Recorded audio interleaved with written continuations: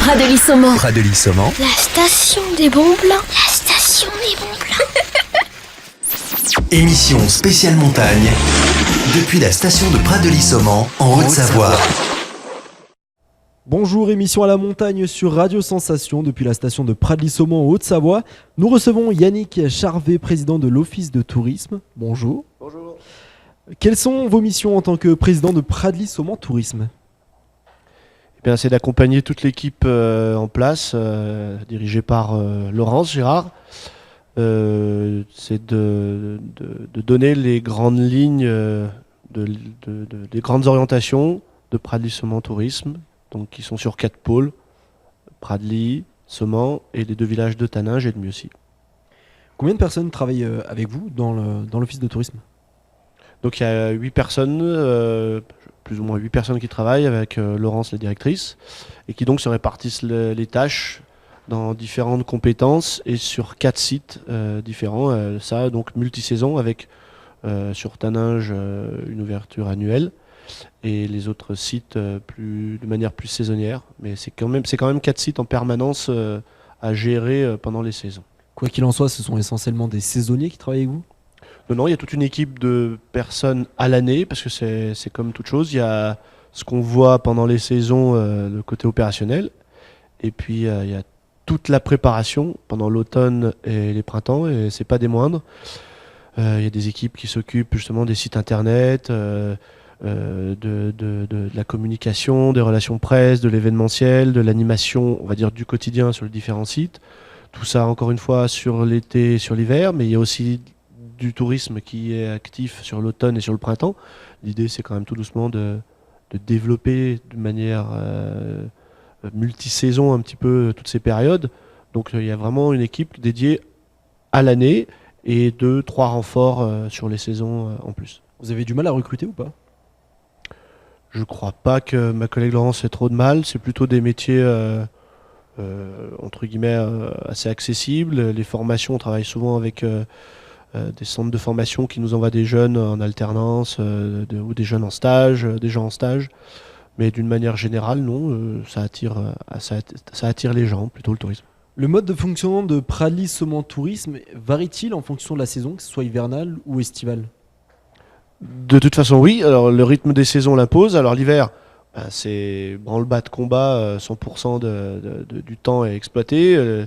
Tout s'enchaîne très vite. Il y a des intensités très fortes avec les saisons, avec les Noël, Nouvel An, les 2 semaines de vacances, les 4 semaines de février. Après, tout au long de l'hiver, il y a des fils conducteurs, des thématiques chaque semaine où nos équipes d'animation et nos équipes d'événements essayent de construire ça. On a encore vu là ce lundi la Grande Odyssée, où là par exemple ça mobilise des gens en amont tout l'automne, ça mobilise des gens pour l'événement, ça travaille en partenariat. L'Office de tourisme joue son rôle bien sûr d'accueillir, de communiquer et puis de coordonner un petit peu tous ces gros événements.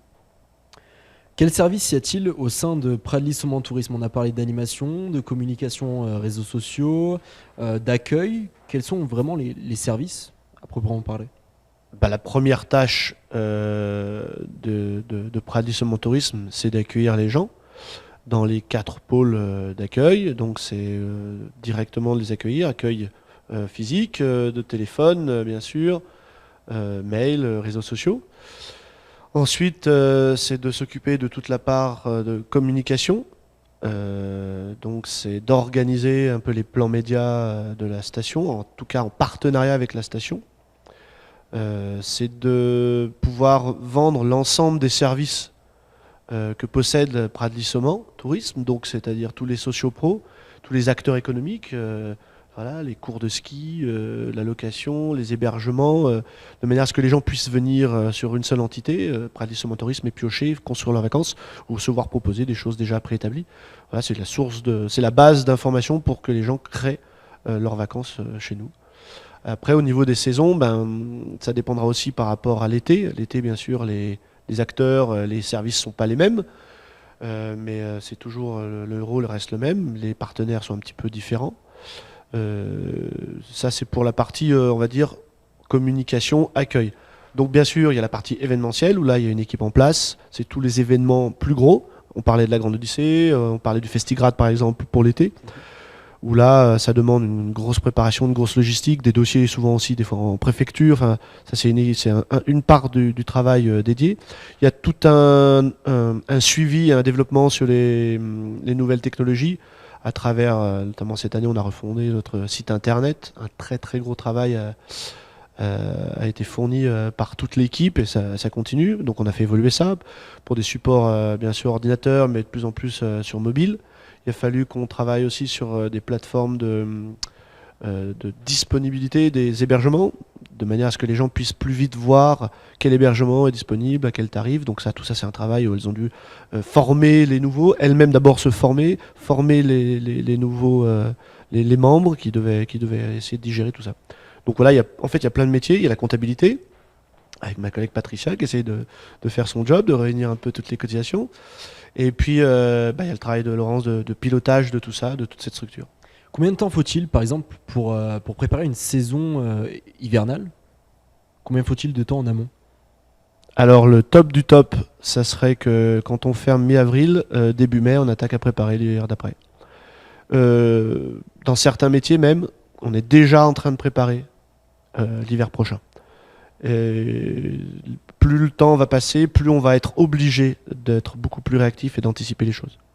Est-ce que vous avez des subventions de l'État pour tous ces événements quotidiennement? De l'État, non. Alors, Pradly Tourisme, aujourd'hui, c'est une compétence qui appartient à la communauté de communes des Montagnes du Gifre. Donc, Pradly Tourisme, c'est la partie Taninges, Mieuxy, Pradly et Soman, ces 4 pôles-là.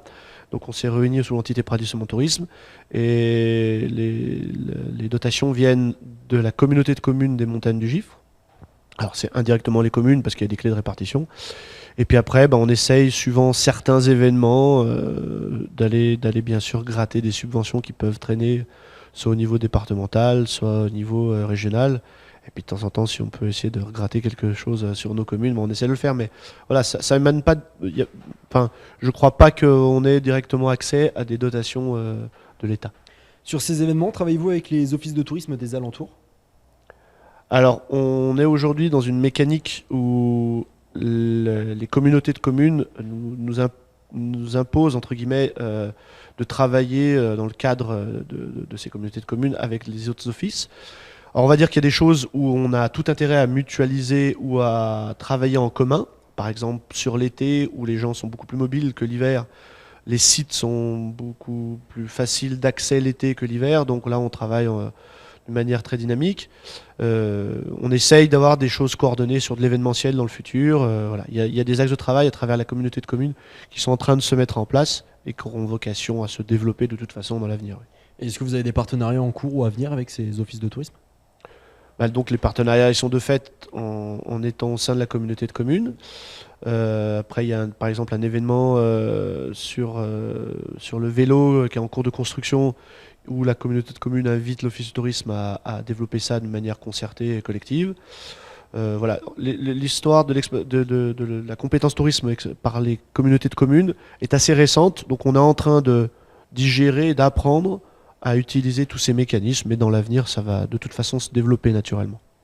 Et comment accompagnez-vous les vacanciers de l'arrivée dans la station jusqu'au départ? Eh ben, première chose à l'arrivée, s'ils ont besoin d'informations, ils vont pousser la porte des offices du tourisme, ça c'est la première chose. Ensuite, chaque semaine, il y a un programme des animations, et tous les jours, on peut trouver sur ces programmes plein de choses, plein d'activités. Vraiment, c'est très riche proposé tout l'hiver. Chaque semaine a des thématiques fortes, avec des événements en point de mire ou des thèmes forts. Et ça, c'est l'équipe en place qui les développe. Il y a le pot d'arrivée du dimanche qui est un moment fort, où là, justement, tout le monde est concentré sur Chevalier pour voir les animations, vin chaud, tout présenter un petit peu tout ce qui peut se faire dans la station. Et puis il y a de beaux événements comme la descente au flambeau que réalise l'ESF, qui est à nouveau, l'Office du tourisme est à nouveau partenaire, et c'est un très bel événement et ça permet de créer des beaux moments de vie. Voilà. C'est rythmé sur plein de choses, avec des acteurs extérieurs des fois, avec que l'Office du tourisme qui gère ses propres événements et ses propres animations. Et c'est vraiment tous les jours où il se passe quelque chose. Pour toute question, n'hésitez pas à vous rendre dans les points d'accueil de l'Office de tourisme de Pradly-Saumont. Merci Yannick Charvet, président de Pradly-Saumont Tourisme. Vous pouvez retrouver ce podcast en audio et vidéo sur notre site internet et sur notre chaîne YouTube Sensation. Sensation Alpes. La radio de Pradly-Saumont.